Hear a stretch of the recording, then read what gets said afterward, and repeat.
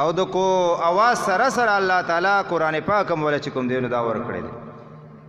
لکه ځنې خلکو سره اواز ډېرو خلکو سره وي نو الله ذل جلال هغه مکمل راوستي دا او هغه قران چې د کوم په پروګرام کې نن تاسو موږ راغون شوي یو سبب ان شاء الله په دغه موضوع باندې په دغه جمعات کې به بیا یو پروګرام وي نو چې دا موږ تاسو خو برپور په دې کې هر قسم چې کوم دینو هغه همت وکړو په دې کې ناشته وکړو په دې کې خدمت وکړو په خدمت باندې الله ذل جلال ملاويږي او د دې سره چې کوم دینو چې څومره زموږ نه تعاون کېدې شي چې هغه وکړو دا زموږ د ټولو د دې داسې مثال به زه تاسو ته پیش کوم لکه یو ګاډي دا یا ټرالي دا ټول خلک ولولګي ټیلېږي په مخ کې باندې بوزي نو به یو ځای له ورسي نو دا زموږ هغه دغه د پټوله تنه باندې به دی کو زموږ د دین هغه گاډه دی او دا به داسې نه کوي چې سړی وایي چې بای دا د مولانا منظور صاحب کار دی نه دا هغه نه دی دا بای د حکیم صاحب کار دی دین دای سره تړلې داسې نه ده دا دین چې کوم دی نو دا چې کوم د پیغمبر امتی دی او چا کلمه ویلې دا زموږ د ټولو چې کوم دی نو شریک دین دی او په شریک باندې به دې لپاره هر قسمه قرباني چې کوم دی دا به مونږ کوو صحابه قرباني کړې دي دین چې کوم دی نو تر دې پورې راغلی دی اوس که مونږ قرباني نه کوو دی او په دې ځای پاتې شي لیکن مونږ به قرباني کوو دا به مونږ په مخ کې باندې بوزو ان شاء الله تعالی بوزو به کنه د خپل دین خدمت وکاو او چې څه قسم سختی راځي څه قسم حالات راځي د دین مقابله راځي هغه نه به موږ رستو کې ګناه موږ خپل دین دا به کوم دی په هر ټیم کې دا به موږ ساتو دی به حفاظت کوو زه سو د کاری مولانا فلی مولا صاحب نوم پیش کوم چې هغه راشي او تاسو لا تلاوت د کلام پاک په یو خیسته لهجه کې هغه وکي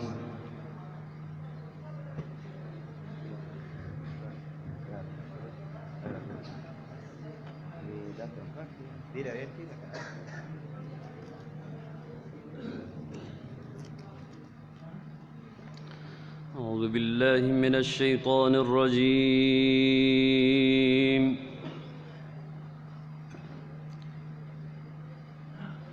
بسم الله الرحمن الرحيم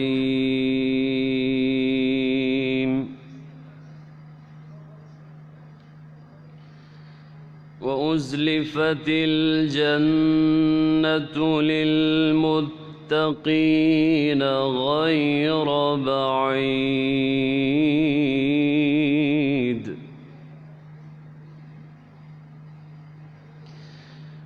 هذا ما توعدون لكل أواب حفيظ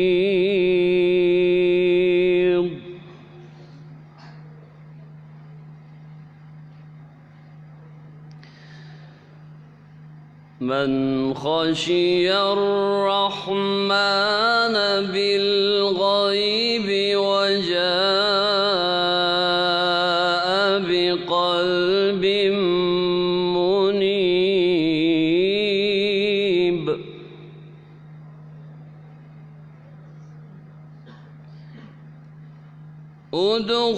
ادخلوها بسلام ذلك يوم الخلود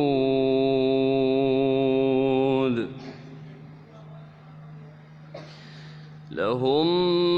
ما يشاءون فيها ولدينا مزيد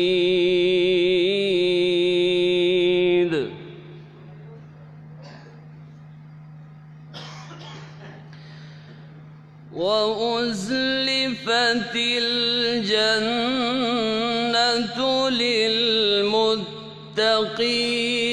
غير بعيد هذا ما توعدون لكل أواب حفيظ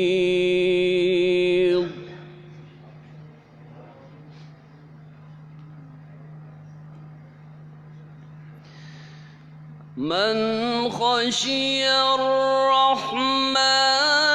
بالغيب وجاء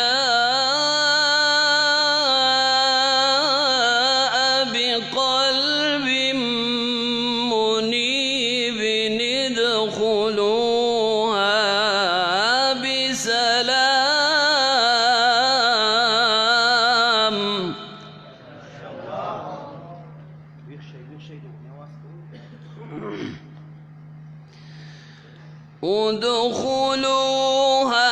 بسلام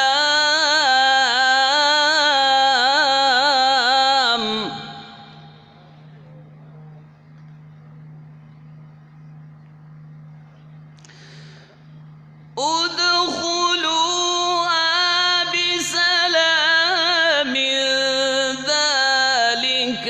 يوم الخلود لهم ما يشاءون فيها ولدينا مزيد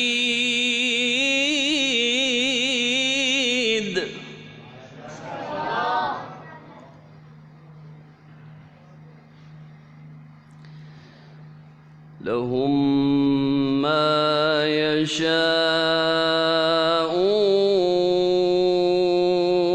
فيها ولدينا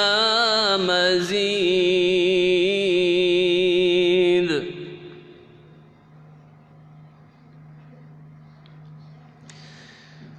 وكما أهلكنا قبلهم من قرن هم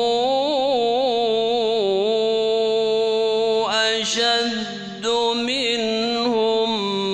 بطشا فنقبوا في البلاد هل من محيص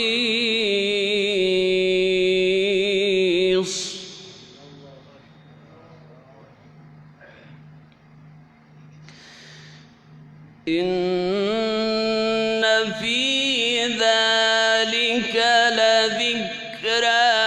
لمن كان له قلب والقى السمع وهو شهيد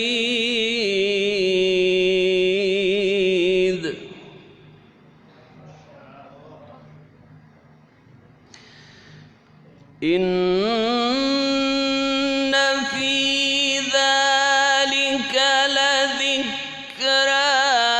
لمن كان له قلب والقى السمع وهو شهيد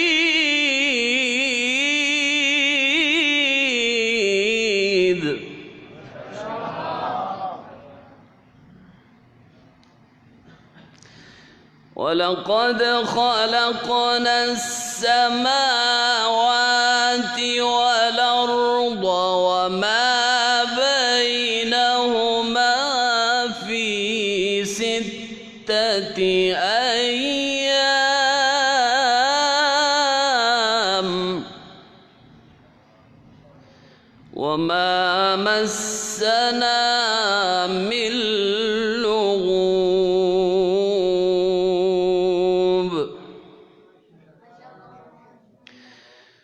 فاصبر على ما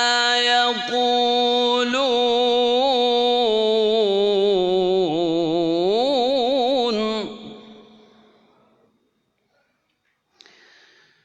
فاصبر على ما يقولون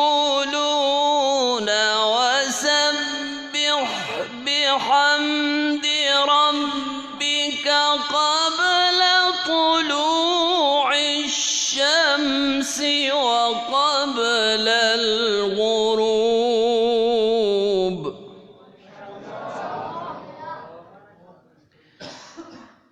ومن الليل فسبحه وإدبار السجود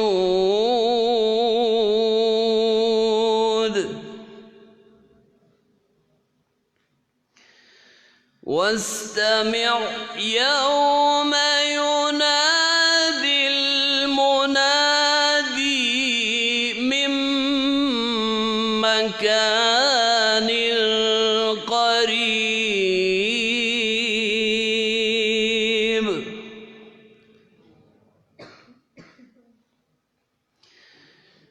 يوم يسمعون الصيحة بالحق ذلك يوم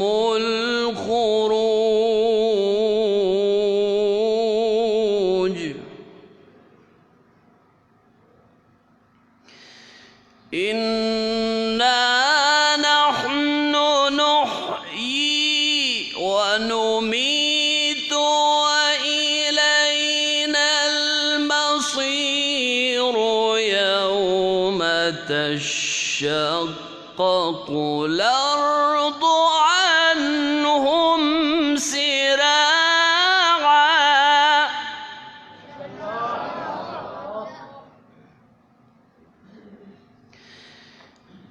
يوم تشقق الأرض عنهم سراعا ذلك حشر علينا يسير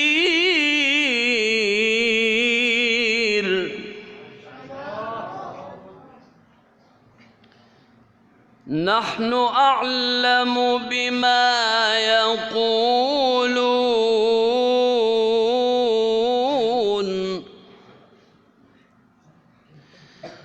نحن أعلم بما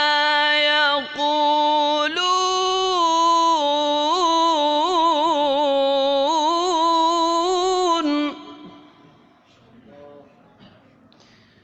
وما أنت عليهم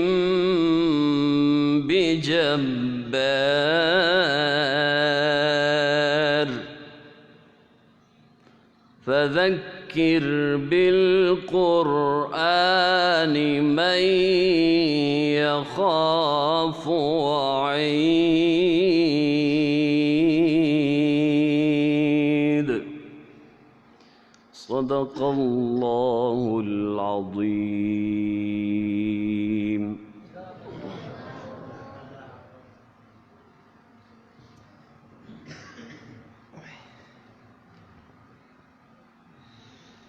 حاضرینو مخکې به دغه کېدو نو چې داسې څه ښه بده وه خادم ادیب وو نو هغه اکثر به پکې زنانه سندرې وي نو یو به ورسره سر اړولو نو هغه سر تاسو لغوندې اړوئ چې د دې سره د دې میدان هغه ښکلا جوړېږي سبحان الله ماشاءالله څه وایي قنات ویلې کېږي دغه ویلې کېږي نو دې سره به دا میدان لغوندې مزیدار وي نو اوس د قاري صاحب نمبر دی بحرالامین قاري صاحب هغوی به تلاوت کوي خو د هغې نه مخکې زه هم لغونې ذکر کوو یو دوه پیرې خوښه ده ذکر کوو په تیزه را سره ووایي ښځه له دغه هغه نعت ومه یو دوه کړۍ صرف و ډېر ټایم نه الو چې لغوندې ویښ شئ که نه حاجي صاحب وایي به را سره ښه په چغه ښه ډیر پشوق او ذوق وایي محمد رسول الله لا اله الا الله لا اله الا الله لا اله الا الله لا اله الا الله نو دیارلس کال تبلیغ کړو حضرت د مکې ښار کې نو وګرځېدو ډېر په هر یو چم په هر بازار کې نو دا به یې وایل چې راځئ ومنئ بس یو الله لا اله الا الله لا اله الا الله لا اله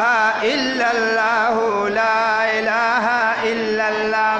ډیر په شوق او ذوق وایي محمد رسول الله لا اله الا الله لا اله الا الله او قدر دو دوستان وی هر وخت در رب رحیم سره نو وګورئ احسان د الله ابراهیم سرا نوای یخ سالم شاشا بزر کلپ خلیل الله لا اله الا الله لا اله الا الله دیر پشو کو ذوق وای محمد رسول الله لا اله الا الله لا اله الا الله لا اله الا الله محمد رسول الله. جزاکم الله. دغه شان دی ویښ شي دې سره بل چې کوم دوستان داسې په دغه کې دا موقع ډېرې کمې راځي. دویمه خبر ده زه د جومات کې هغې خلکو لوامه چې تاسو ځان له خدای پاک له یو جواب جوړ کړئ. یو جواب دا دی چې لکه خدای پاک به تپوس کوي چې تا زما د دین دپاره څه قرباني کړي او څه دي کړي، نو ځان له داسې یو جواب جوړول غواړي چې بای بالفرض داسې یو پروګرام ما خو پای کې ناسته کړې ده، داسې د دین یو مقابله راغلې وه هغې کې ما ناسته کړې وه، د دین دپاره داسې یو کار کېدو ما په هغې کې دا کړي دي، نو یو جواب خو به الله پاک له جوړول غواړي که نه. نو غرض مې دا دی چې دا مې یو موقع ده دې موقع کې کېناستل غواړي، دې له راتلل غواړي دې مجلس له چې دا چې به الله پاک ستا کلام ویلې کېدو، داسې ستا یو ذکر کې مجلس و هغې کې مونږ ناسته کړې ده، نو الله پاک کیدای شي په دې باندې مونږ وبخي، هغه ډېر ګناهونه راته پرېږدي او ومبخي. نو ځان له یو جواب جوړ کړئ چې کوم حضرات داسې کورونو کې دي ګورئ دا خوبونه مونږ ټول عمر کوو، دې کور کې دا ناستې مونږ ټول عمر کوو، خوراکونه مونږ ټول عمر کوو که نه، کالو سر چې کوم دی سړی لګی خو دا شی چې کوم دی نو دا کله کله وي، دغه جومات به وي دغه ستنې به وي. تاسو ګورئ په دې جومات کې زموږ په دیاداش کې څومره خلک د ستاسو د دې محلې هغه زبردست مشران چې هغه نوم سړی اخلي نو سړي باندې دغه راځي، داسې درنې هستۍ هغه لاړلې، دا دیوالونه چې کوم دی نو شته دی، دغه چتونه چې کوم دی شته دی، دا ځمکه موجوده ده، دا هر څه به وي خو ما تا به نه یو، دا مجلس به چې کوم دی نو نی دا خوندور مجلس به بیا موږ ته پته نه لګي چې راځي او که نه راځي. یو کال چې بیا راځي چې په دې کې به څومره خلک مړي څومره خلک بني، چاله به څه تقاضه وي چاله څه، د الله پاک مونږ له ډېره ښکلې موقع راوستې ده، نو د دې نه فایده اخیستل غواړي او کور ته خو مونږ ټول عمر ځو هر وخت کور کې ناستې بالکل چې د کور ته تلو دغه ونه کوي. ګوره دا یاد ساتئ کښېنئ ښه په غور سره د الله کلام دی واورئ ښه په او وي زړه کې د سړي دغه راځي. ګوره چې خوږ اواز سره تلاوت کېږي که نه د سړي زړه بالکل را لړېږي د هغه ځای نه. اوس زه د کاري بحرالامین صاحب هغه نوم پیش کومه چې هغه راشي او تاسو ته تلاوت خوندور تلاوت وکړي او بیا ورپسې چې کوم دی نو نعتخوانیم ده کاري صابر صاحب او داسې وخت نه بدل پکې زم خیر دی او کړه نیمه وامه تلاوت چې کوم دی نو اخري بیا هغه تورډیري کاري صاحب هغوی به چې کوم دی نو کوي بحرالامین کاري صاحب.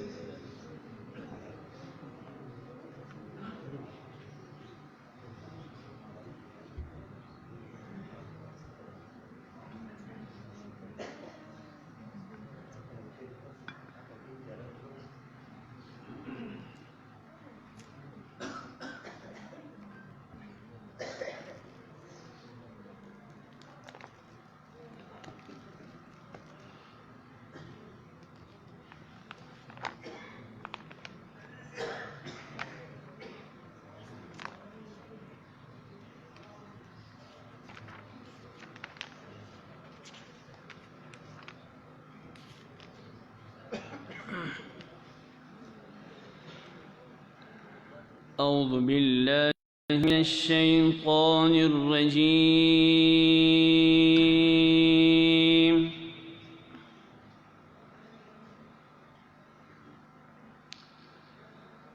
بسم الله الرحمن الرحيم.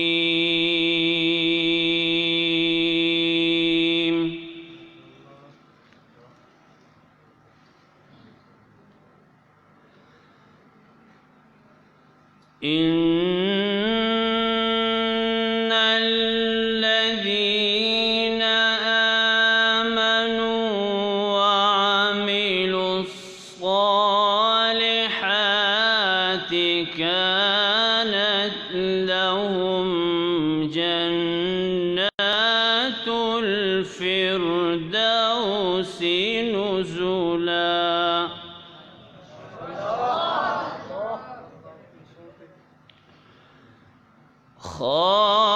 خالدين فيها لا يبغون عنها حولا.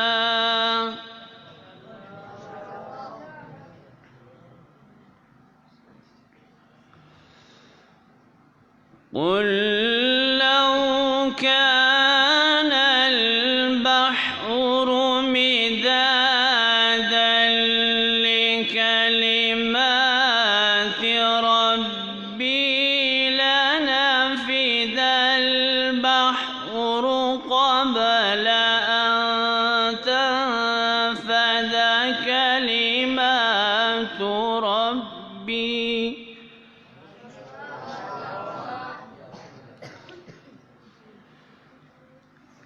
كلمات ربي ولو جئنا بمثله مددا.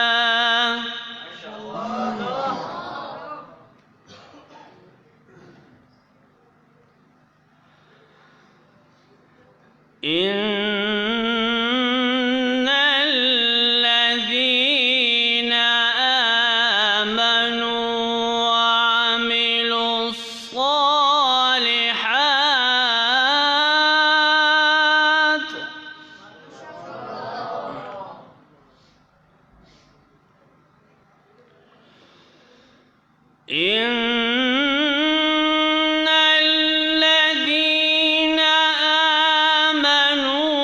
وعملوا الصالحات كانت لهم جنات الفردوس نزلا.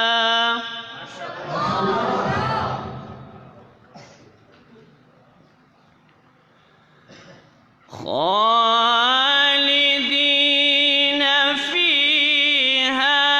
لا يبغون عنها حولا.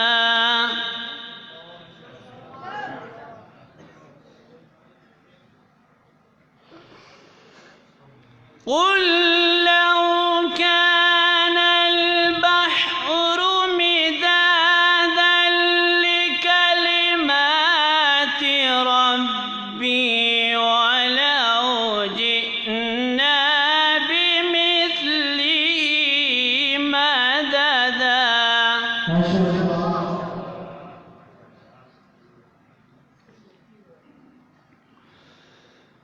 قل لو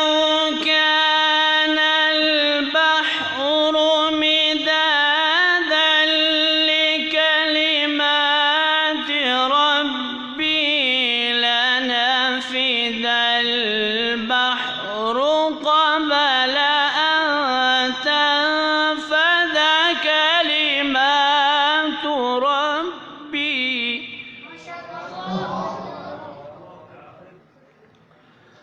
كلمات ربي ولو جئنا بمثله مددا.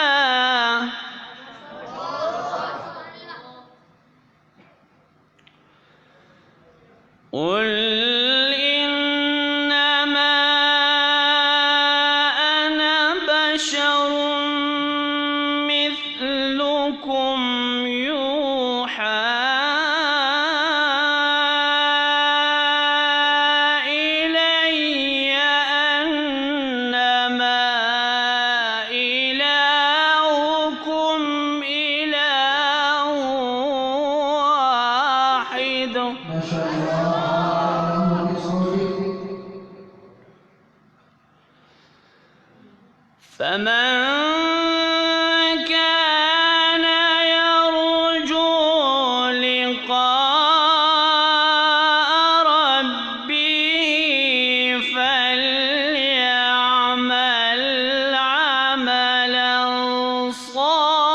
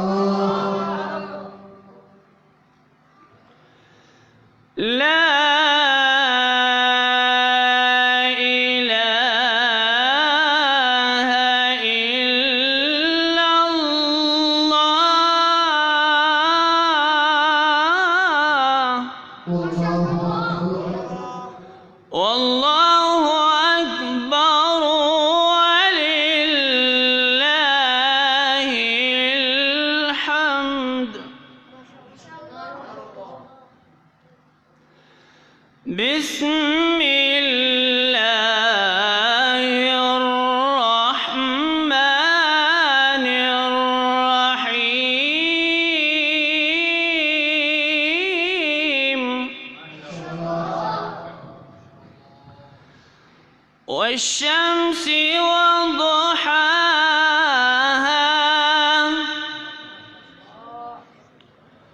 والقمر إذا تلاها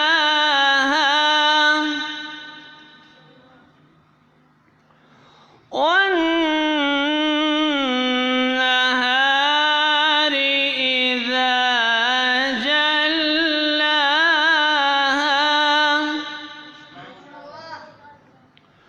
والليل إذا يغشاها ما شاء الله. والشمس وضحاها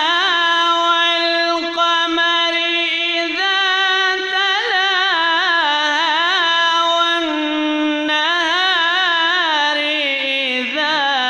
جلاها والليل إذا يغشاها. ما شاء الله. بارك الله في صوتك وفي عمرك. والسماء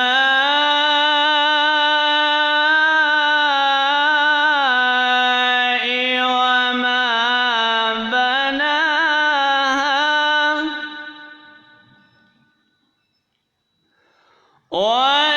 والأرض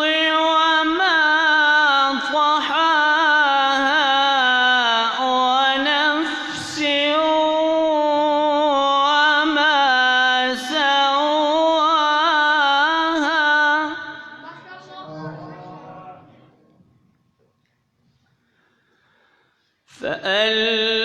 فألهمها فجورها وتقواها قد أفلح من زكاها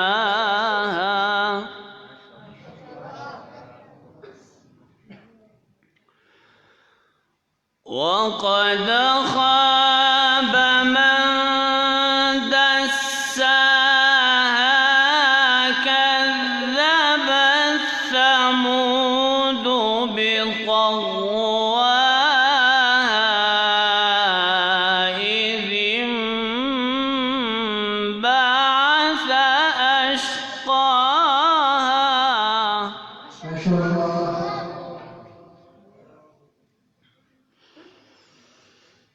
كذبت ثمود بطغواها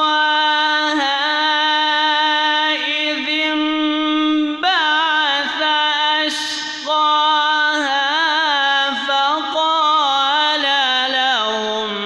رسول الله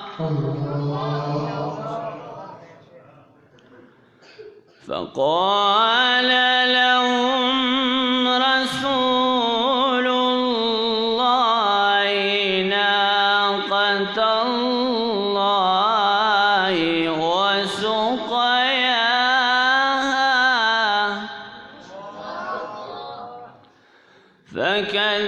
فكذبوه فعقروها فدمدم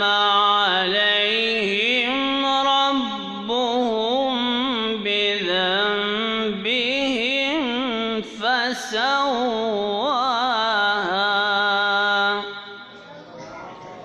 ولا يخاف عقباها. صدق الله العظيم.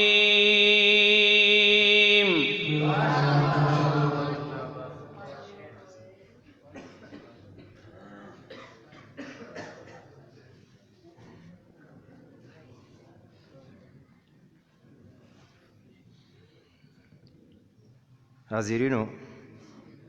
اوس دی پسې چې کوم دینو نعتخواني ده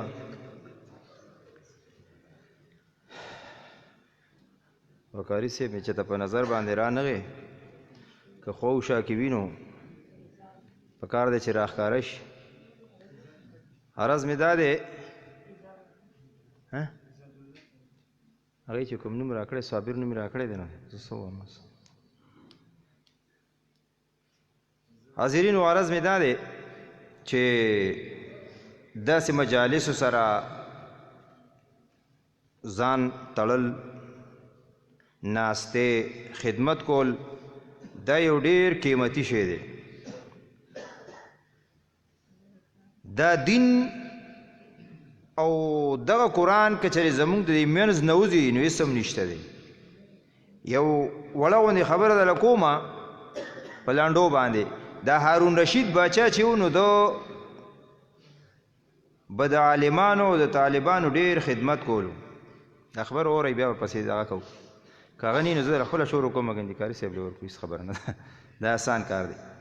هارون رشید باچا چې و ده به د طالبانو د عالمانو ډېر خدمت کولو.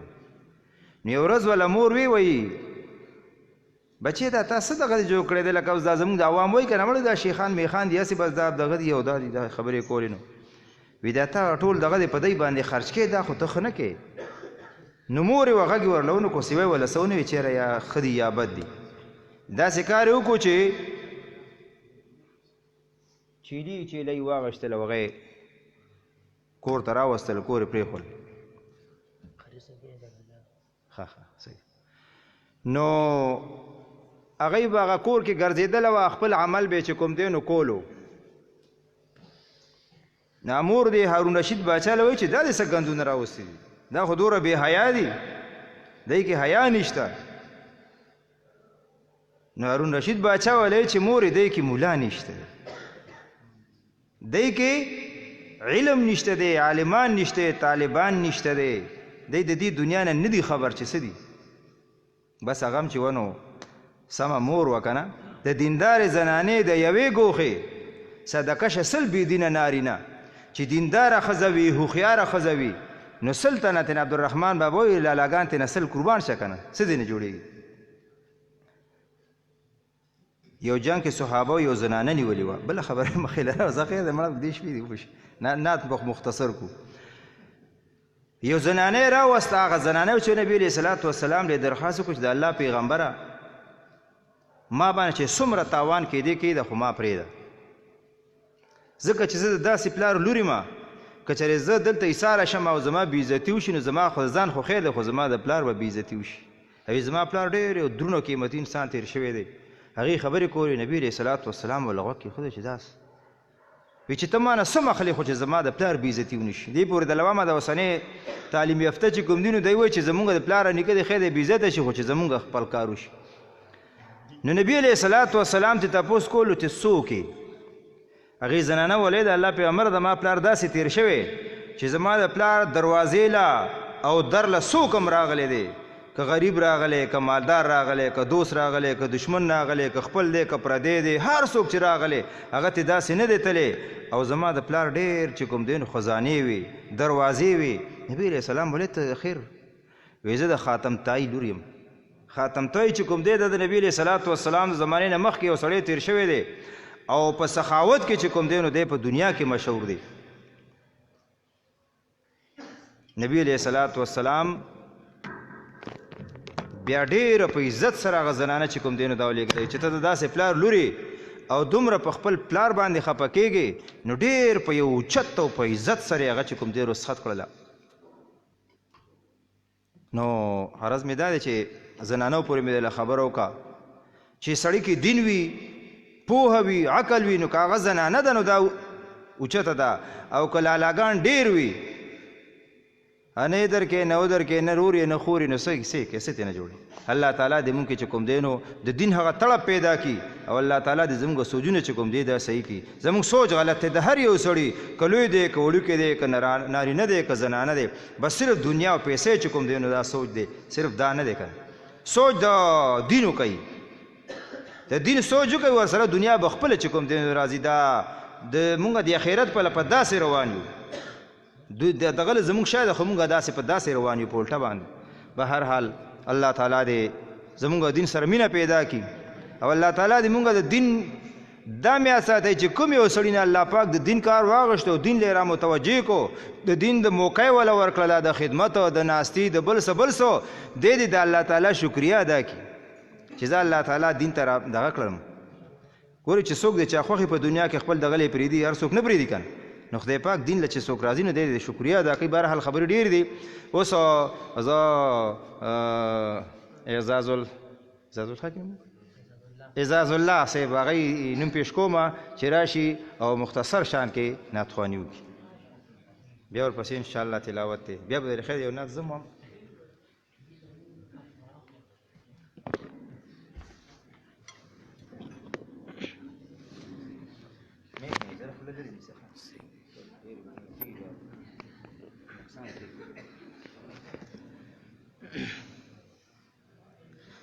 أعوذ بالله من الشيطان الرجيم بسم الله الرحمن الرحيم والتين والزيتون وطور سينين وهذا البلد الأمين لقد خلقنا الإنسان في أحسن تقويم ثم رددناه أسفل سافلين إلا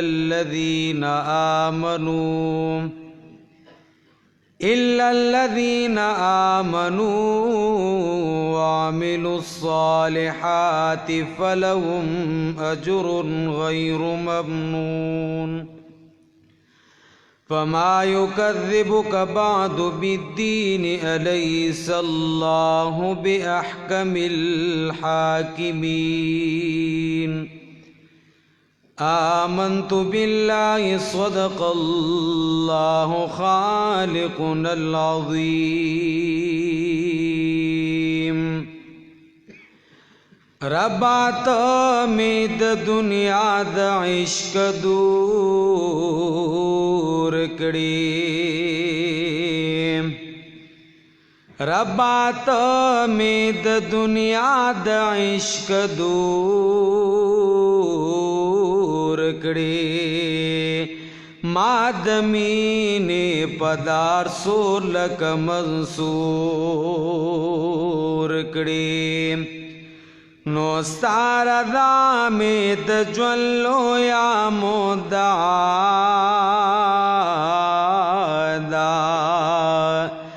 دا عادت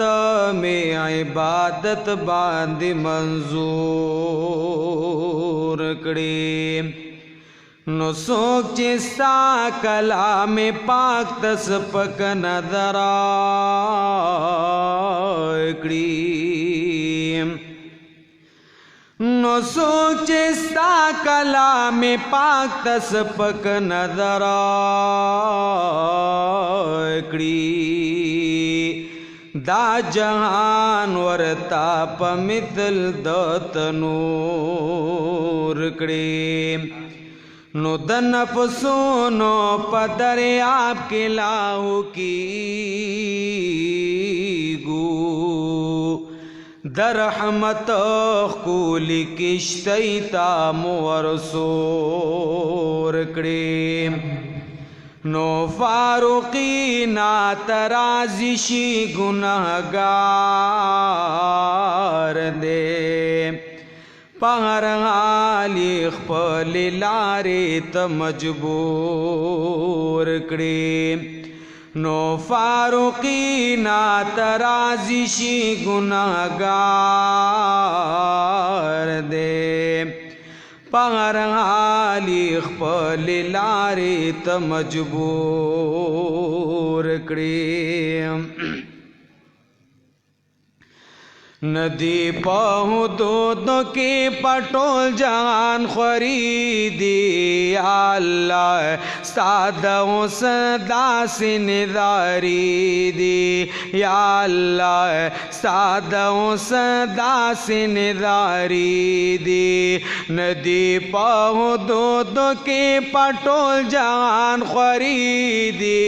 या अल्लाह सादों सदासी निदारी दी या अल्लाह सादों सदासी निदारी दी ता गोरवर यजो के पटकड़ी बारानो नादी ता पखपल कुदरत बांधे तड़ली मौसमो नादी साप फिदा गानो की सिलयो तूफानो नादी खैर और शरद बरसात हुक्म आवाज नादी हर सचिरा रसी सादा हुक्म बदरी दी या अल्लाह सादों सदासी निदारी दी या अल्लाह सादों सदासी निदारी दी नदी पाहु दो दो के पटोल जहान खरीदी या अल्लाह सादों सदासी निदारी दी या अल्लाह सादों सदासी निदारी दी दादक दंग गुरो दसर दरो नरा रवानी दी दाद दंग गुरो दसर दरो नरा रवानी दी दांगे पगोड़ दांगो खिरा मानी दी सादा आजमतुनो सनावाई शिगोयानी दी सीशी समदर तजी चपी वही चपी दी या अल्लाह सादों सदासी निदारी दी नदी पाहु दो दो के पटोल जान खरीदी या अल्लाह सादों सदासी निदारी दी या अल्लाह सादों सदासी निदारी दी सृष्टि तेलदार पमाजी गरबड़ सिंधु नाशी सृष्टि तेलदार पमाजी गरबड़ सिंधु नाशी जोड़ चिपाशी माल दलो रुजुड़नो कतारु नाशी गाड़ो द असमात द गुडई रंगीन टालु नाशी संग दे खुदायत शफकत लमनिसरी दी या अल्लाह सादों सदासी निदारी दी या अल्लाह सादों सदासी निदारी दी नदी पाहु दो दो के पटोल जान खरीदी या अल्लाह सादों सदासी निदारी दी नदी पाहु दो दो के पटोल जान खरीदी या अल्लाह सादों सदासी निदारी दी या अल्लाह सादों सदासी निदारी दिया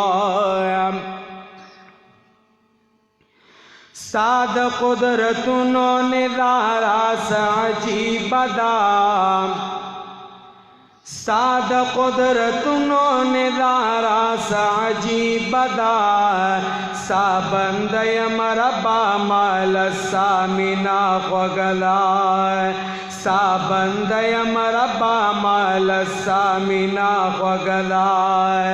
साद कुदरतुनो निदारा साजी बदा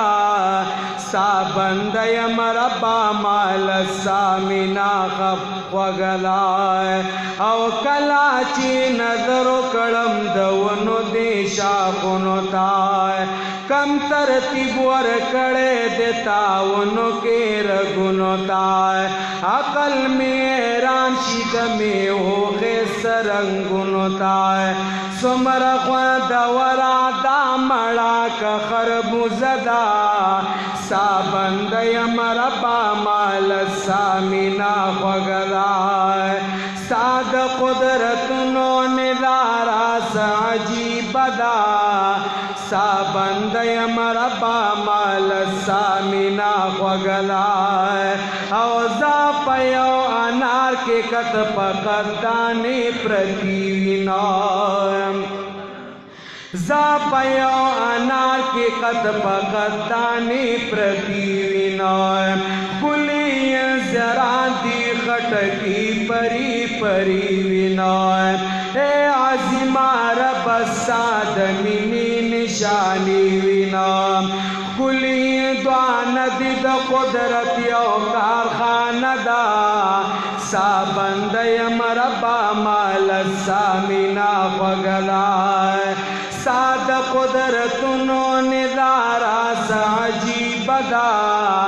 سابند یمربا مال سامینا خوگدائے سابند یمربا مال سامینا خوگدائے دا غزان توتان کا شمتالان کا بٹنگان خاری کلی مرخڑی کا بخارا کا املوکان خاری وینم پا امنو کی دشان عظیم و شان خاری کلی اشاڑی دا خود ورا علو چدا سابند یمربا مال سامینا خوگدائے ساد قدرتنو ندارا سعجیب دا سابند یمربا مال سامینا خوگدائے او تور دیو کسفین دا انگورانو مدائے بلدائے تور دیو کسفین دا انگورانو مدائے بلدائے وینم دا مردو تان ٹولو نا بدلدائے کلی دی چگوان دا اننا ذائقہ بیلدائے داکینو مالتا در رحمتنو پواردا سابند یمربا مال سامینا خوگدائے اونا دا کجرو عجیب انداز کے جوڑدائے اونا دا کجرو عجیب انداز کے جوڑدائے سامون کرد پارد غضب یوات توڑدائے ونا دکیلی دول پتن یو کسوڑدائے سا مخلوق دیر بسا سنائی وظیف دا سابند یمربا مال سامینا خوگدائے سابند یمربا مال سامینا خوگدائے او سد جوند دیتا چی سمراب شارون دیو او سد جوند دیتا چی سمراب شارون دی وینم دغرو پسر دواورو سادرون دی وینم رکو کے رباتا تنخترون دی سا مخلوق دے رب سا سنائی وظیف دا سابند یمربا مال سامینا خوگدائے ساد قدرتنو ندارا سعجیب دا سابند یمربا مال سامینا خوگدائے او زیسان اللہ فاروقی شور دیتا سایمان زیسان اللہ فاروقی شور دیتا سایمان یو سائی عبادت کو ما سامدئی بوائیمان شرک بدات نہ بچز پا دنیا ساتھ لیتا یمان ٹول شاعری میں سادوں سنمون دا ٹول شاعری میں زموندا سا بندیم ربا مال سامینا خوگلا ساد قدرتنو ندارا سا عجیب دا سا بندیم ربا مال سامینا خوگلا سا بندیم ربا مال سامینا خوگلا دروشی دا گمچا دی مولا مکاری سیو او لاس ملاو کا کنه حاضرینو زه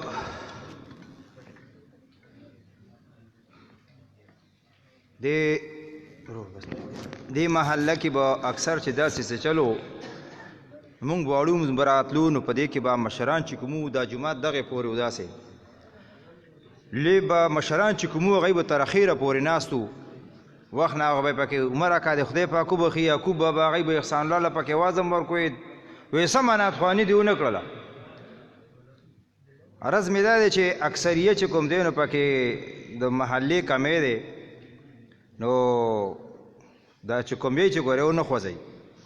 زه تاسو ته یو خبره کومه د کاري صاحب وایي په ما باندې هم ناوخته دی دی څه تقاضا ده نبی علیه صلات وسلام په یو موقع باندې چې کوم دی نو اعلان وکړو سختی وه پریشانی وه خلکو چې کوم دی نو چا سر راړل چا سر راړل یو زنانه پکې چې کوم دی نو ماشوم راړل یو زنانه د سر ویښته راړل وی د الله پیغمبره دا واله ویښته دې دپاره چېته به د چا لاس به مخکې مات شو ویښته به یې ترنه چاپېرول دی به دغه کي وی دا ماشوم واله د الله پیغمبره که څوک در باندې ګزار کوي دی واله ور مخکې که ځان به پې باندې بچ کړي دا هغوی قربانۍ کړي عطاالله شاه بخاري صاحب چې کله وایي د قادیاني خلاف چغه اوچته کړله او زه د تاسو نه خیر غواړم نو خلکو چې کوم دی نو زنانو پکې ماشومان راړل کالي چې کوم دی راړل چا د غوږ نه چا پوزې نه چا غاړې نه هارونه وویستل په دې جولۍ کې وله ورګزار کړ ورایت الله شاه بروخي صاحب یو زنانه پکې ماشوم راړو د یو څلورو پنځو ورځو ماشوم یې راړو هغه یې الله شاه صاحب له ورګزار کړو د اولاد نه نور خو هغه چې کوم دی څه نشته دی اولاد ډېر زیات خوږ دی لیکن زه د دین دپاره دا بچی یم قربانومه او زه یې دله در کومه زما نور څه وس چې کوم دی نو دا نشته دی عزیزانو هغوی قربانۍ کړي دین دپاره مونږ چې کوم دی کېناستی نه شو نو عرض مې ده چې د میدان نه تښتئ ما او دا یو تر اخیره پورې برقرار وساتئ نو دې کې به الله تعالی مونږ او تاسو له ډېر خیر چې کوم دی هغه راکړي او د دې پته به بیا وایي په قیامت کې به کتی شي اذا الشمس کویرت عبدالله استاد وایي کله چې د انور رانږدې شي سر د پاسه شي که نه نو بیا به هغه وخت کې پته ولګي چې څه حساب کتاب دی نو دا میدان به بیا موږ له چې کوم دی ډېره فایده چې کوم دی راکړي د تلو کوشش بالکل چې کوم دی دا مه کوئ او محلې والا خو چړو پاسه پانسئ که نه بالکل بس ښه په دغه سره کښېنئ زه اوس د جناب کاری ظهور الحسن صاحب چې مشهور کاری دی په دې علاقه باندې او تاسو بار بار د هغوی تلاوت اورئ هغوی ته خواست کوو چې راشي او تاسو ته خوندور تلاوت وکړي خو خاموش کښېنئ هغوی سره ماشاءالله سبحان الله وایي خو ګپ چې کوم دی مه لګوئ چې تاسو هم خاموش کښېنئ دا مطلب چې خبرې مه کوئ پاسئ را پاسئ مخه دغه سره چې کوم دی کښېنئ غور سره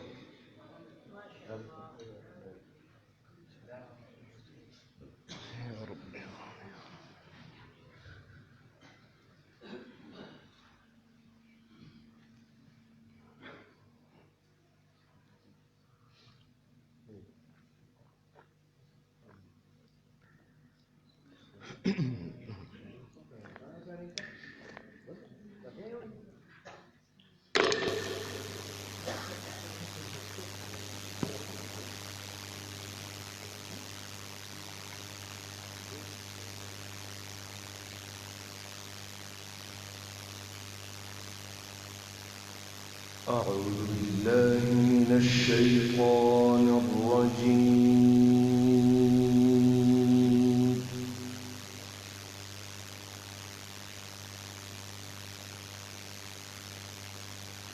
بسم الله الرحمن الرحيم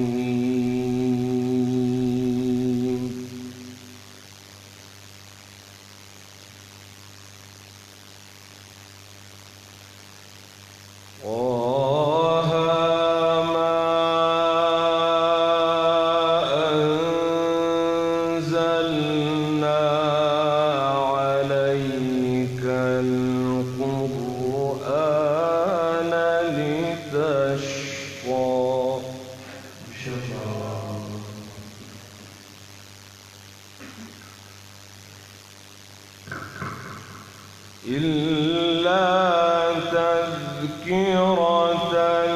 لمن يخشى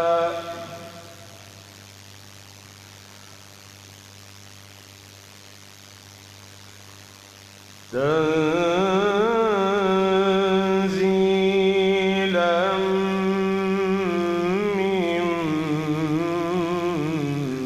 ممن خلق الأرض والسماوات العلى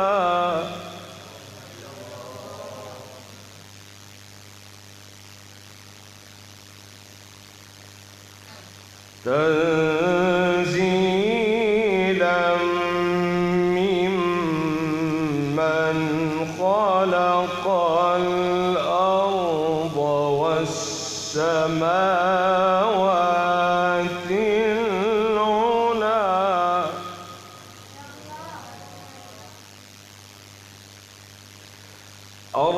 الرحمن على العرش استوى له ما في السماوات وما في الأرض وما بينهما وما تحت الثرى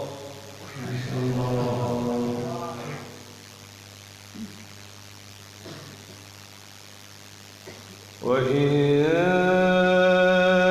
تجهر بالقول فإنه يعلم السر وأخفى الله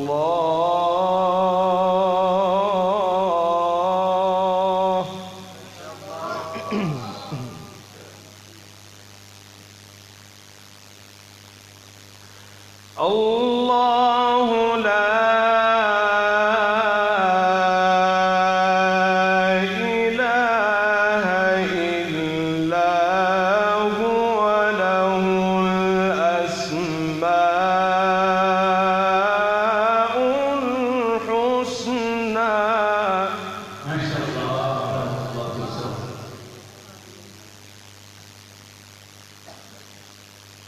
وهل أتاك حديث موسى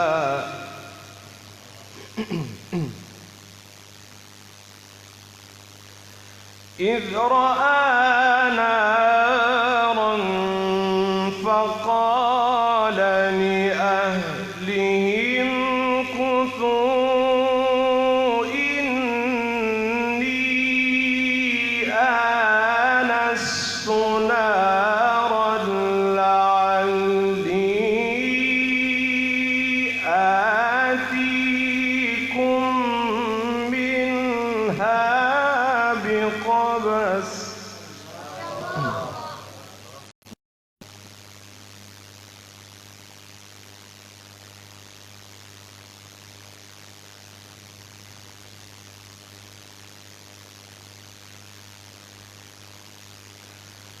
إذ رأى نارا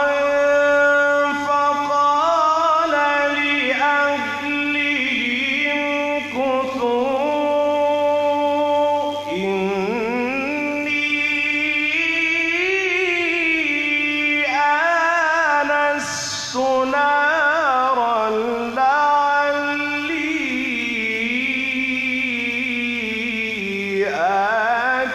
آتيكم منها بقبس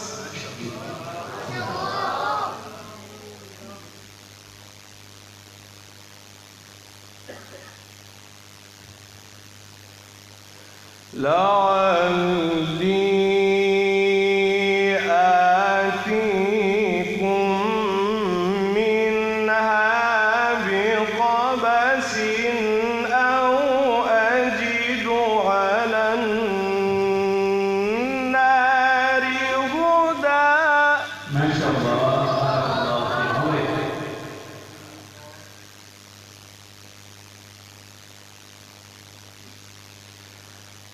إذ رأى نارا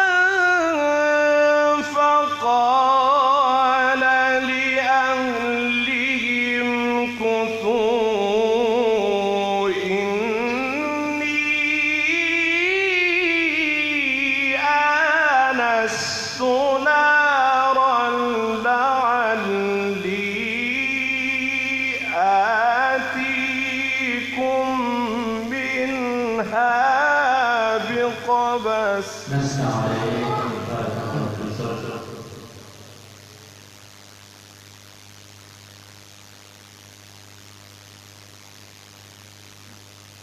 لعلي آتيكم منها بقبس أو أجد على النار هدى.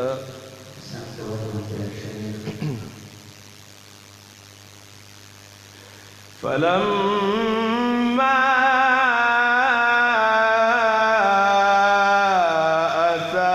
أتاها نودي يا موسى إني أنا ربك فاخلع عليك.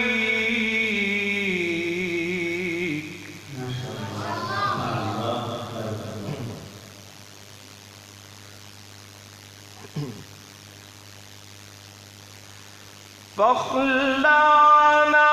عليك إنك بالوادي المقدس طوى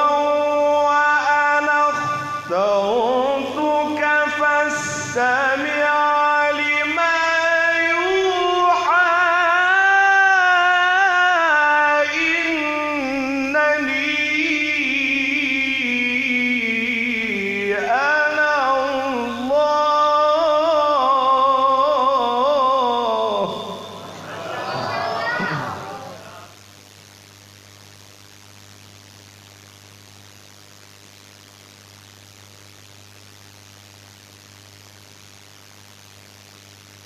وأنا اخترتك فاستمع لما يوحى.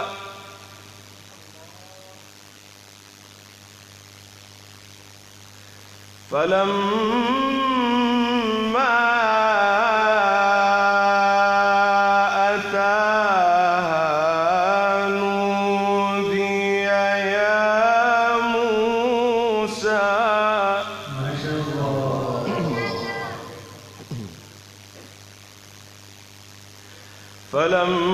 فلما أتاها نودي يا موسى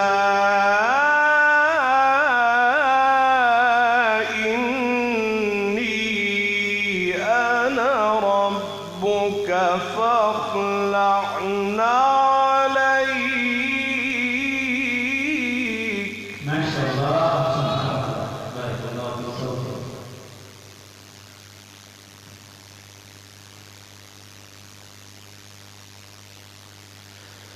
فاخلعنا عليك إنك بالوادي المقدس طوى وأنا اخترتك فاستمع لما يوحى إنني أنا الله. ما شاء الله.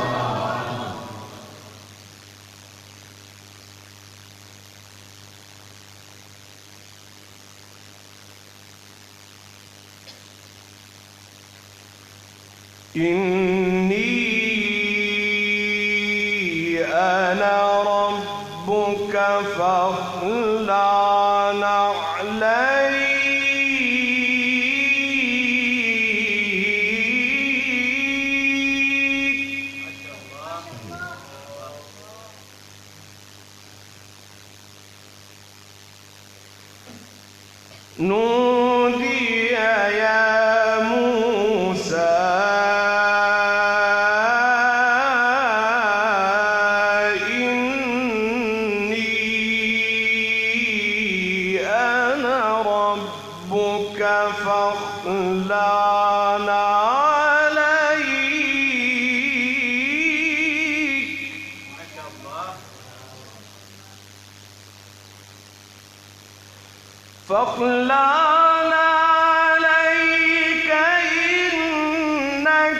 بالواد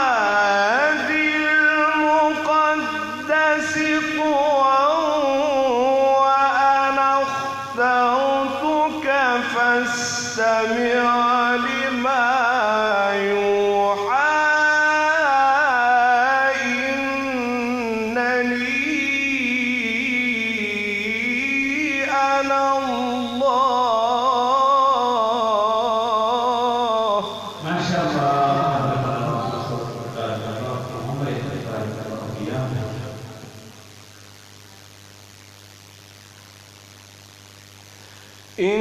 إنني أنا الله لا إله إلا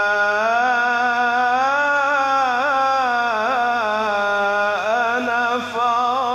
فاعبدني.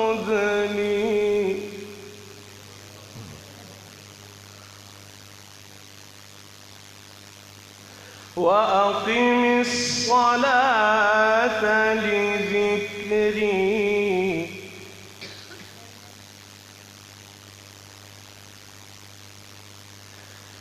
إن الساعة آتية أكاد أخفيها لتجزى كل نفس بما تسعى فلا يصدنك عنها من لا يؤمن بها واتبع هواه. ما شاء الله. سبحان الله. أحسنت يا شيخ.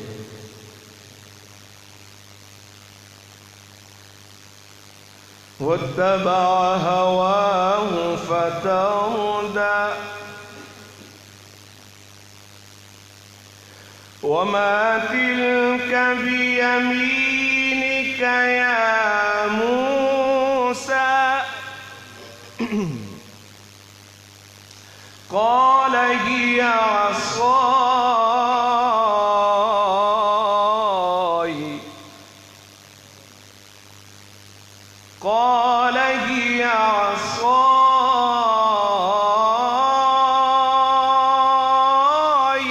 ما شاء الله. قال هي عصاي.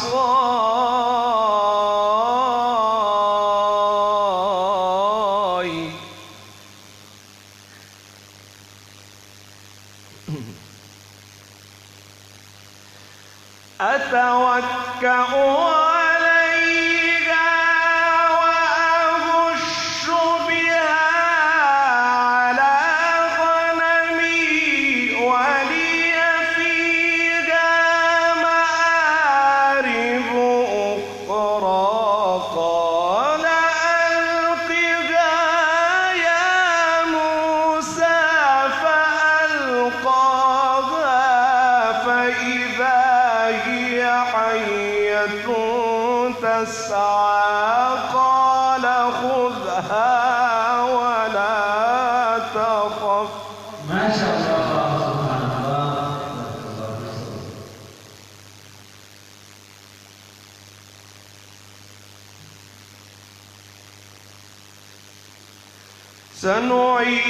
سنعيدها سيرتها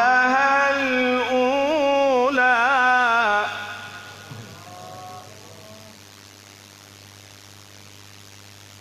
واضمم يدك إلى جناحك تخرج بيضاء من غير سوء آية أخرى.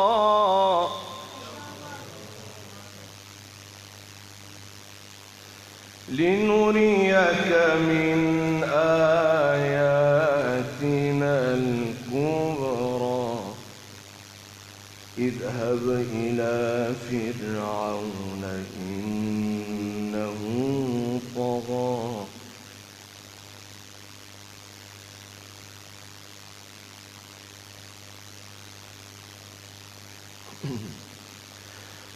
قال رب اشرح لي صدري ويسر لي أمري واحلل عقدة من لساني يفقه قولي واجعل لي وزيرا من أهلي هارون. ما شاء الله.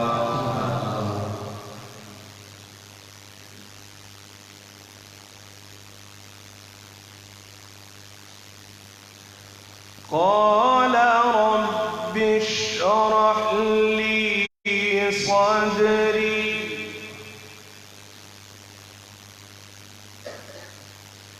قال رب اشرح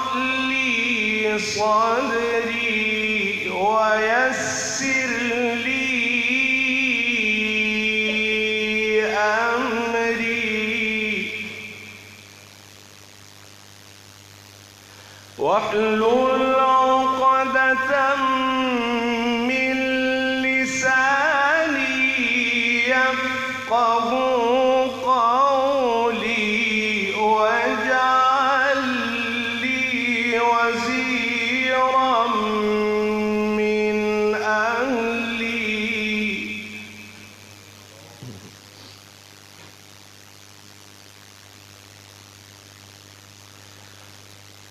هارون أخي اشدد به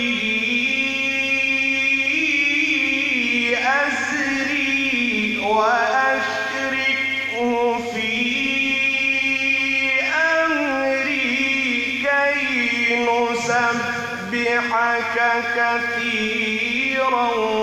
ونذكرك كثيرا إنك كنت بنا بصيرا.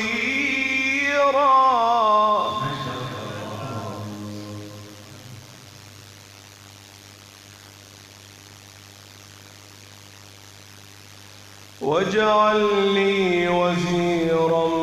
من أهلي هارون أخي اشدد به أزري وأشركه في أمري كي نسبحك كثيرا.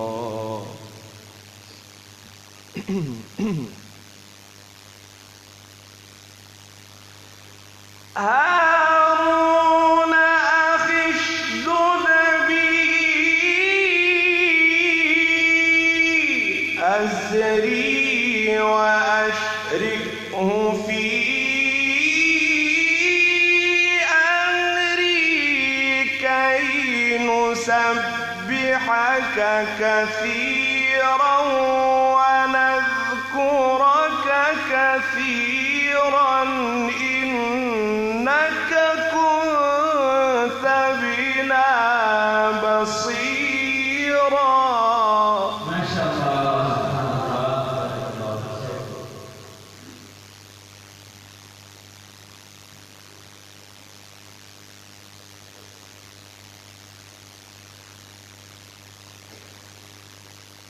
بسم الله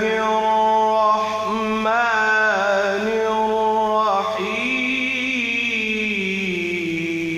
الرحيم.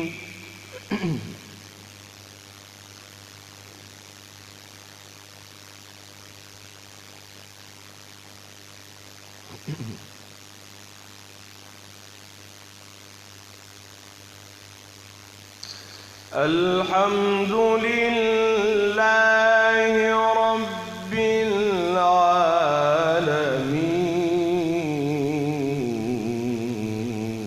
العالمين.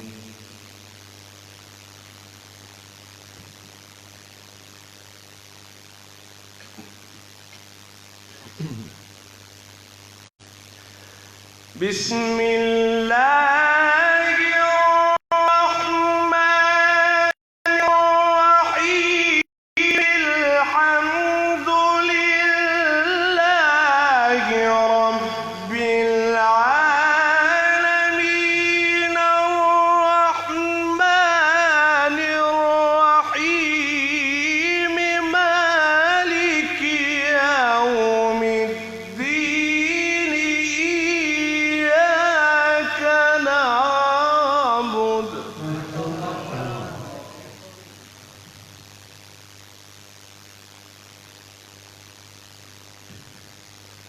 إياك نعبد وإياك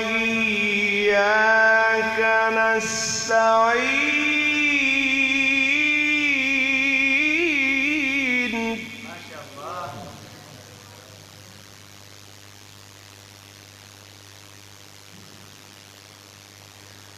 الرحمن الرحيم مالك يوم الدين إياك نعبد مالك يوم الدين الرحمن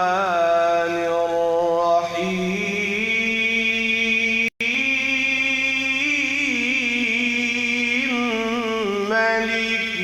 يوم الدين إياك نعبد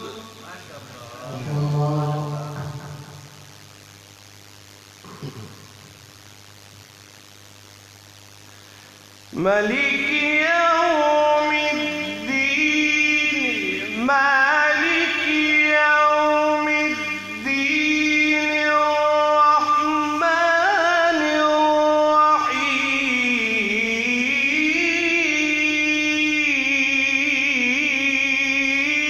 الرحيم مالك يوم الدين إياك نعبد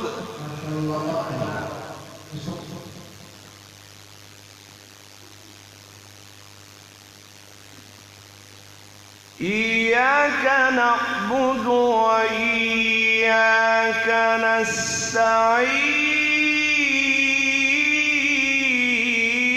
نستعين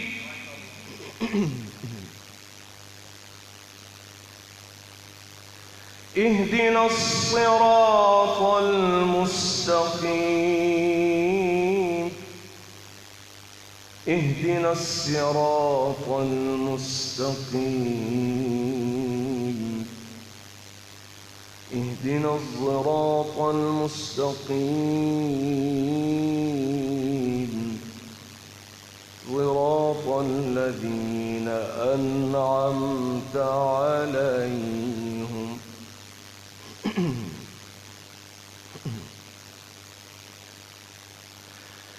اهدنا الصراط المستقيم اهدنا الصراط المستقيم اهدنا الصراط المستقيم صراط الذين أنعمت عليهم غير المغضوب عليهم ولا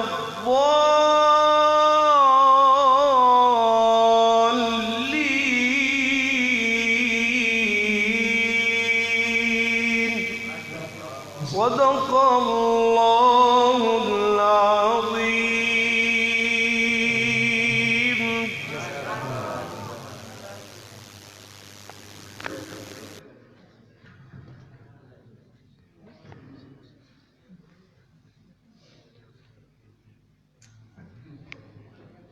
بعد وی که باران وی تختیدل به پکې نه وي ځای به نه کښېنئ تا ته زه یو خبره وکړم بدر کې ابوجهل چا وژلی و ماشومان وژلی و د ماشومان کښېنئ که الوزي خیر ځای به نه نه نه کښېنئ تاسو یو نه تم او تاسو ما سره صرف دا وایئ بیا ورپسې قاري صاحب تلاوت کوي دا خو له وختي تر دا ما له خوا خلک ویښي دي دی به بیا هم دغه لارو کې به ولاړي خو د جومات نه تښتي نو زه به هر حال کې همس نه شو ویلی دا تاسو به صرف دا وایئ لکه خلک وایي که نه چې امریکا ښکلې ده څوک وایي برطانیه ښکلې ده تاسو ما سره صرف دا وایئ چې مکه ښکلې ده او مدینه ښکلې ده او کعبه ښکلې ده ما سره به وایئ صحیح ده او بل خبره دا ده چې سبا انشاءالله تعالی دلته کې د استاربندۍ پروګرام دی چې چاله الله تعالی څه قسم وس ورکړی وي هغه پکې هغه خپل کوشش وکړي او مدینه العلوم باندې یو نظم هم لیکل شوی دی ان شاء الله هغه مستاسو مخ کې پیش کیږي او د پټکی متعلق یو نظم لیکل دی هغه هم ان شاء الله پیش کیږي زه تاسو یو نظم وایم بیا ورپسې تلاوت کوي سیب کوي خو امام او وخت لږ اخیری کې الله میدان نه خرابوي بهرحال کله لوی زیم نو زده واړه خو دې ناستي واړه یو نات وایم هغه خو به سبا ان شاء الله تاسو ما سره صرف دا وایئ چې کعبه ښکلې ده ها بسم الله الرحمن الرحیم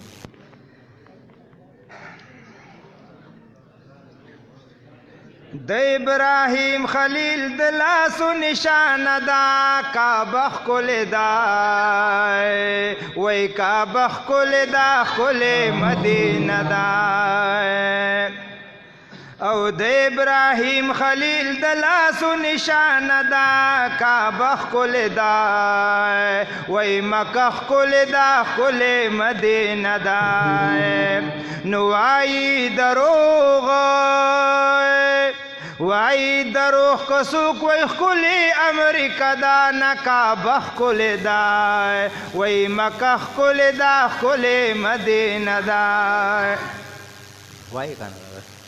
مکه ښکلې ده ښکلې مدینه ده په دې خوښې سړي خوله ښه ښکاري او د الله پاک د رحمتونو خزانه ده کعبه ښکلې ده وای مکه ښکلې ده ښکلې مدینه ده نو تورې غلاف ته مزیدار نو دی پی لیکل کتار دی پی لیکل کتار نو ډیر خیسته د سرو زرو دروازه ده کعبه ښکلې ده وای کعبه ښکلې ده ښکلې مدینه ده د الله پاک د رحمتونو خزانه ده مکه ښکلې ده وای مکه ښکلې ده ښکلې مدینه ده نو وایي دروغ که څوک وای ښکلې امریکا ده نه کعبه ښکلې ده وای مکه ښکلې ده ښکلې مدینه ده چې کومه جان یې غیبه په زیات پوهېږي نو شمال طرف ته حتیم دی او مخې ته ځای مقام ابراهیم دی وای ځای مقام ابراهیم دی نو حتیم طرف ته د سرو زرو پر ناله ده کعبه ښکلې ده وای مکه ښکلې ده ښکلې مدینه ده وایي که نه وکعبه ښکلې ده ښکلې مدینه ده د ابراهیم خلیل د لاسو نشانه ده کعبه ښکلې ده وای مکه ښکلې ده ښکلې مدینه ده نو وایي دروغ که څوک وای ښکلې امریکا ده نه کعبه ښکلې ده و مکه ښکلې ده ښکلې مدینه ده نو د ملتزم سره جړاوي او حجر اسود سره ناراوي حجر اسود سره ناراوي نو هر سړی کړي د تکبیر دلته ناره ده مکه ښکلې ده وای مکه ښکلې ده ښکلې مدینه ده د ابراهیم خلیل د لاسو نشانه ده کعبه ښکلې ده وای مکه ښکلې ده ښکلې مدینه ده نو هر وخت طواف داسې چلیږي څنګه چې دریاب هر وخت بهیږي څنګه چې دریاب هر وخت بهیږي نو نه یې د تلو نه د راتلو څه اندازه ده مکه ښکلې ده وایي مکه ښکلې ده ښکلې مدینه ده نو وایي دروغ کو څوک وایي ښکلې امریکا ده نه کعبه ښکلې ده وایي مکه ښکلې ده ښکلې مدینه ده نو په هر طرفی مناری دي او پکې راډونه بشماري دي پکې راډونه بشماري دي نو پکې ګړۍ ده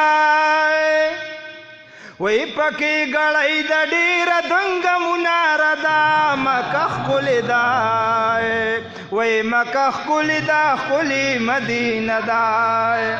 د ابراهیم خلیل د لاسو نشانه ده د ابراهیم خلیل د لاسو نشانه ده کعبه ښکلې ده وی مکه ښکلې ده ښکلې مدینه ده نو صفا مروه کی عاشقان او منډي وهي په ښکلي شان منډي وهي په ښکلي شان نو دلته د حضرت اسماعیل د خپې چینه ده او کعبه ښکلې ده وایي کعبه ښکلې ده ښکلې مدینه ده نو وایي دروغ کو څوک وایي ښکلې امریکا ده نه کعبه ښکلې ده وایي مکه ښکلې ده ښکلې مدینه ده نو اوشو د خدای فضل او احسان نو کعبې ته لاړو چې امان او کعبې ته لاړو چې امان نو امان لیکلی څومره ښکلې ترانه ده کعبه ښکلې ده وای مکه ښکلې ده ښکلې مدینه ده د الله پاک د رحمتونو خزانه ده کعبه ښکلې ده وای کعبه ښکلې ده ښکلې مدینه ده حاضرینو اوس دې پسې قاری جاز صاحب تلاوت کوي بیا حکیم سے دعا کوي الله پاک دې ستاسو دا ناسته په خپل دربار کې قبول منظور کړي الله پاک دې لا په دواړه جهان باندې دې بدلې درکړي خدا لوګون لاستا نورم چې کوم دیو کوي او الله مدین استی په برکت سره جائز حاجتونه مشکلات د چا چې سړي الله تعالی دې حل کړي اوس قاری جاز صاحب راشي مختصر غون تلاوت تاسو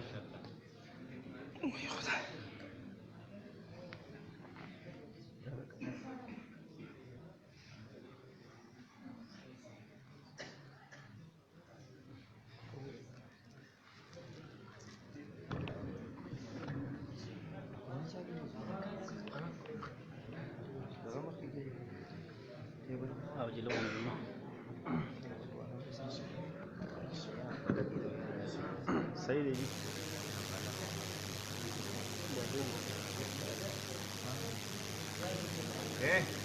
خاموش کنه ګوره اخیری کلام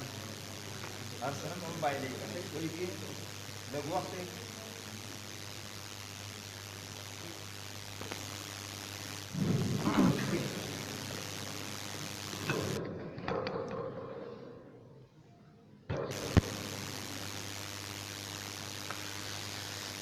أعوذ بالله من الشيطان الرجيم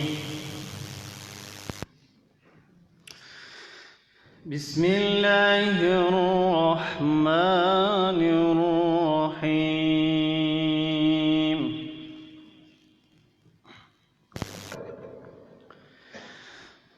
وأيوب إذ نادى ربه مسني الضر وأنت أرحم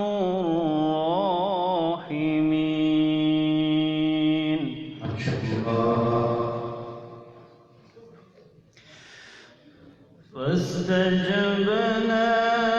له فكشفنا ما به من ضر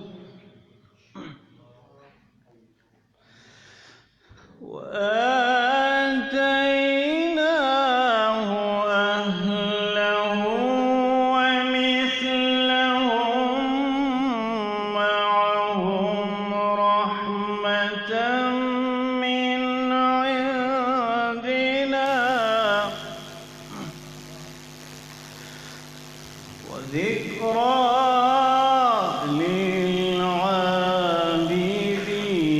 للعابدين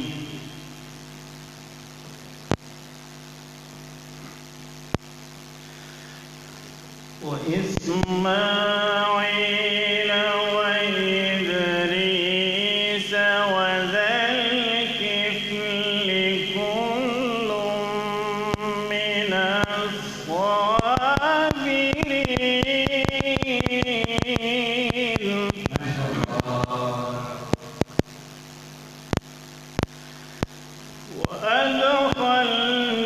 وأدخلناهم في رحمتنا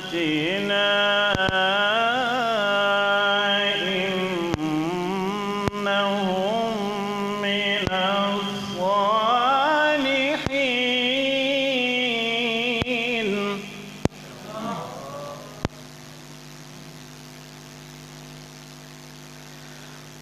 وذا النون إذ ذهب مغاضبا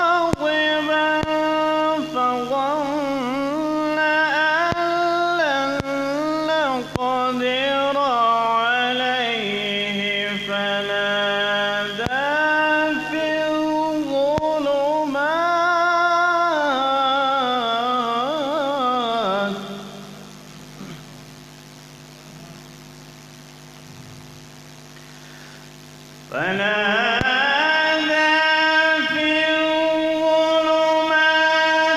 أن لا إله إلا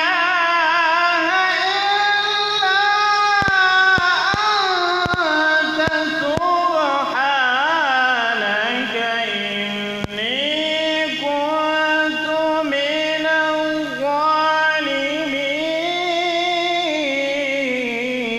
الظالمين ما شاء الله. وذا النون إذ ذهب مغاضبا ظن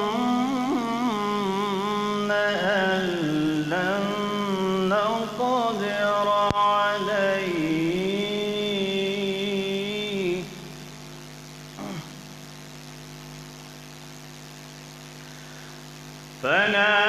فنادى في الظلمات أن لا إله إلا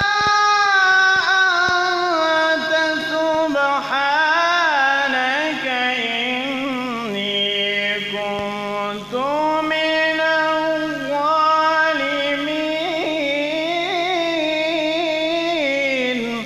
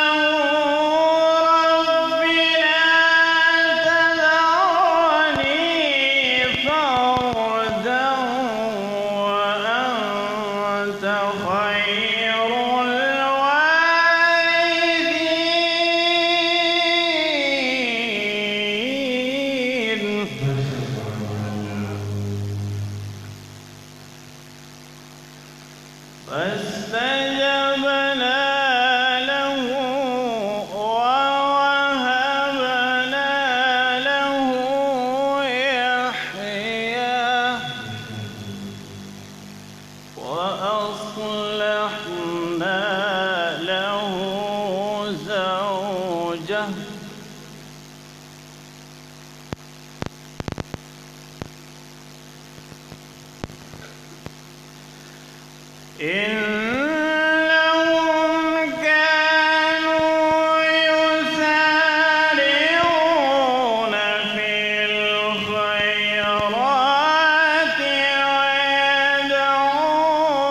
ويدعوننا رغبا ورهبا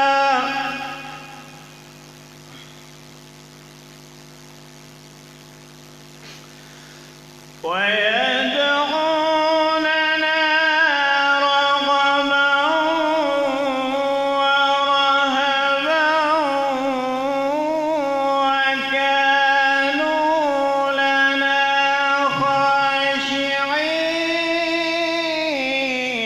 خاشعين والتي أحصنت فرجها فنفخنا فيها من روحنا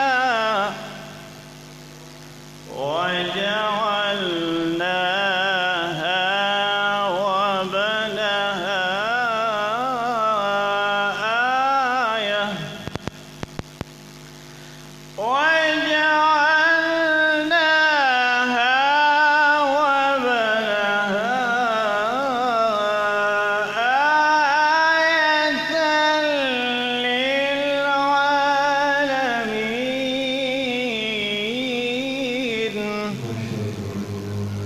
إن هذه أمتكم أمة واحدة وأنا ربكم فاعبدون وتقطعوا أمرهم بينهم كل إلينا راجعون بسم الله الرحمن الرحيم ألم تر كيف فعل ربك ألم تر كيف فعل ربك بأصحاب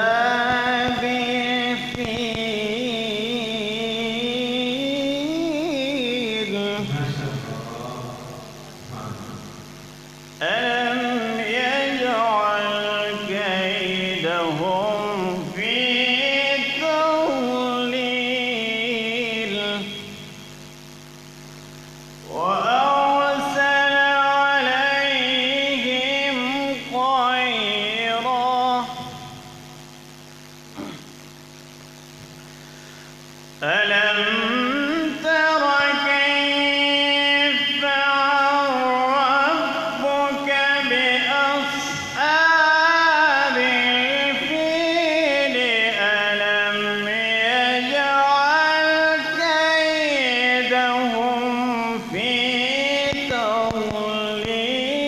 تضليل وأرسل عليهم طيرا أبابيل ترميهم بحجارة من سجيل فجعلهم كعصف مأكول بسم الله الرحمن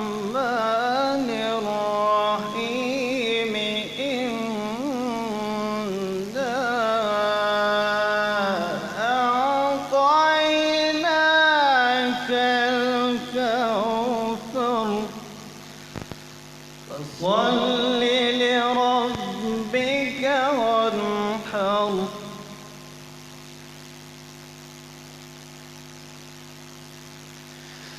إنا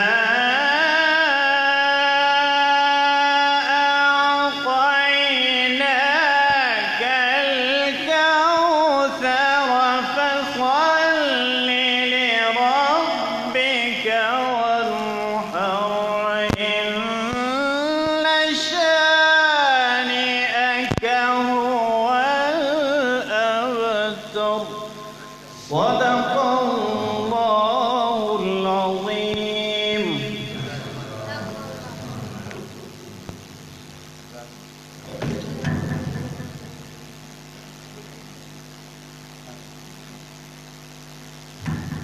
خدي بسم الله الرحمن الرحیم کینی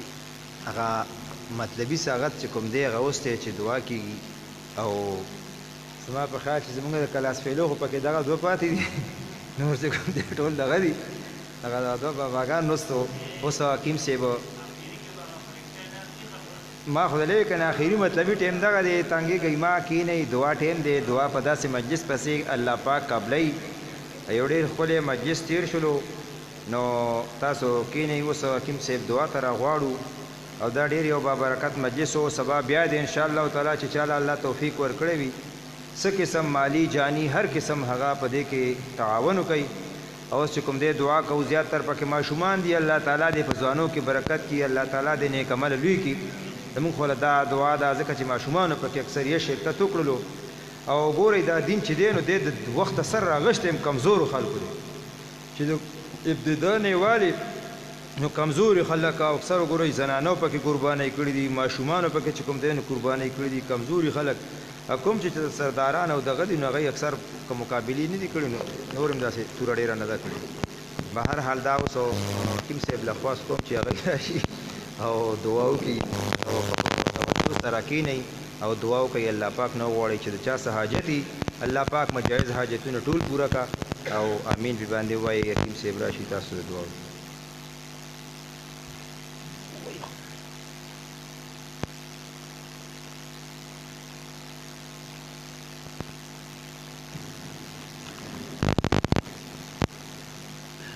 آمين. الحمد لله رب العالمين والعاقبة للمتقين والصلاة والسلام على خير خلقه محمد وآله وأصحابه وأزواجه وذرياته وأهل بيته وعلى آله وصحبه أجمعين. کریم خدای داسې چې وویلی شو دا خپل دربار کې قبول منظور وګرځوه دې کې څه کمی زیاتې شوې د هغې موږ ته معافي وکړه کریم خدای د دې ثواب د دې محلې د دې حاضرې جمع د دې کلي د اهل اسلام څومره مشران کشران چې وفات شوي ټولو ته د دې ثواب ورسو خصوصا نبي علیه السلام پیغمبران صحابه تابعین تبع تابعین نیکان اولیاء شهدا والدین رشدان دوستان استادان امامان مشایخ سلسلې نقشبندي نبي علیه السلام نوالي خان محمد صاحب قدس مسجد تمام سلسلو اکابرو بزرګانو په ارواحو باندې دې ثواب ورسو د هغوی فیوز برکات موږ سره شامل حال وساته کریم خدا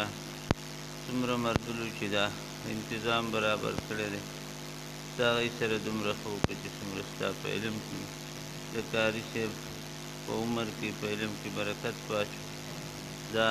کوم باغ چې دوی نار کړی دی کریم خدای دې ته ترقي ورکړي